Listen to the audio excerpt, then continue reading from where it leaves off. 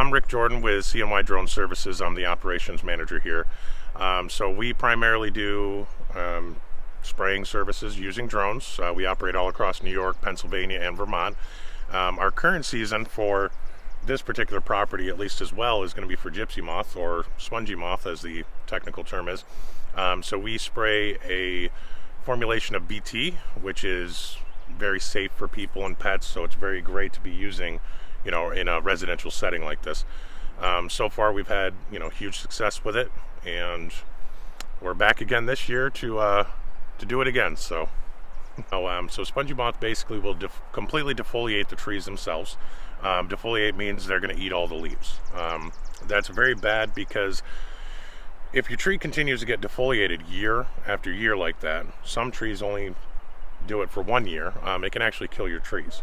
A lot of the trees that you have too are irreplaceable. It would cost anywhere from $700 to $1,500, $2,000 to actually get those trees removed, and we're not even talking about replacing them. Trying to get a tree dragged in and growing it back up again, you can't buy time, basically. So difference between the helicopters, airplanes, and drones is quite simple. Drones are much more effective, but we're also a much smaller capacity. We're partnered with a couple different helicopter and airplane companies, so we kind of bounce work back and forth. They take the 200-acre plots, 50 acres.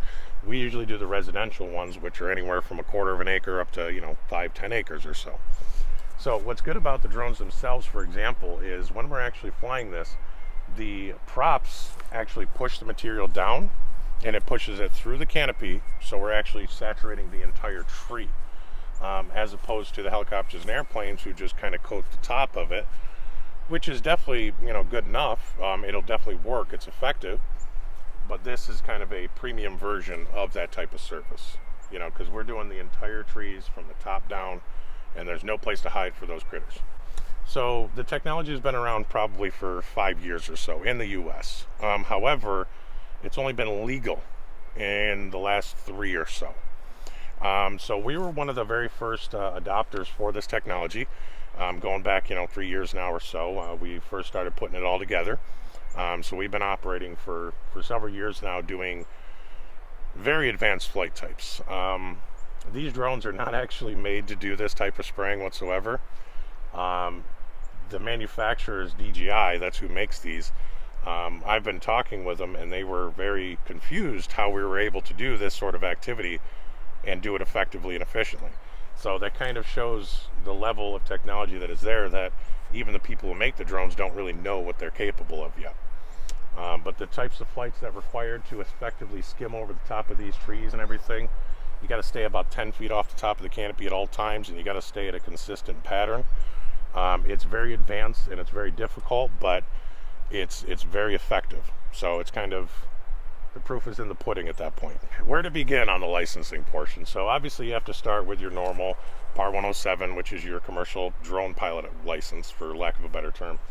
You got to have your Part 137 operator certificate. You have to have your state issued pesticide licensing in all the correct categories. You have to have your weight exemptions. For example, this drone here, since it weighs over 55 pounds, is no longer considered a drone. This is considered an experimental aircraft, according to the FAA. Now, with that comes with dozens of more regulations that are not really applicable for us. For example, I have to apply to the FAA and write up a paragraph to explain why I don't have seatbelts for the passengers.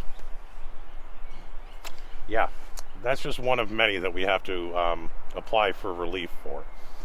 So on top of that, there's insurance requirements, there's recurring training requirements, there's reporting requirements.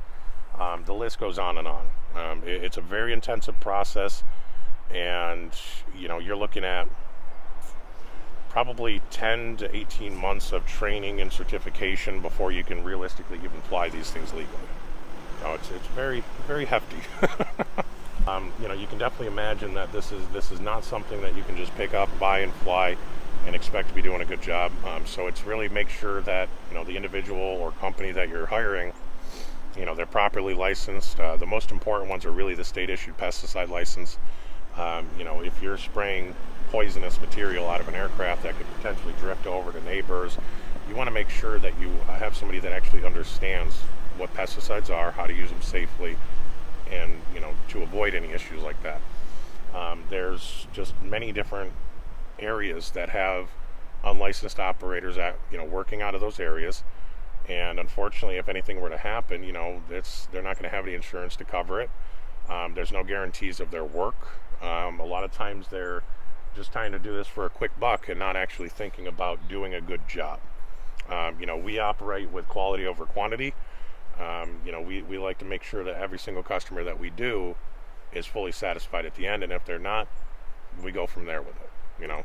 So like I said, just kind of make sure that people are licensed correctly for what they're trying to do. So what is the best or the most rewarding part of your job?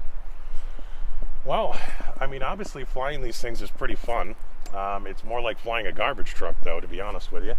But it's every area that we do is different. Every job that we do is different. It's just a very rewarding experience in general, just being privileged enough to fly these things.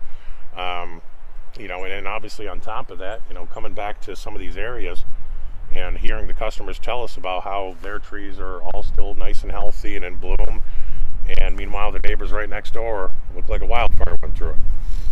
So it really helps to reaffirm the services that we're offering, as it's justified. We're not just out there spraying stuff randomly and just trying to make some money off people. It's a service that is definitely being useful, and it's kind of the future for a lot of this stuff, to be honest with you.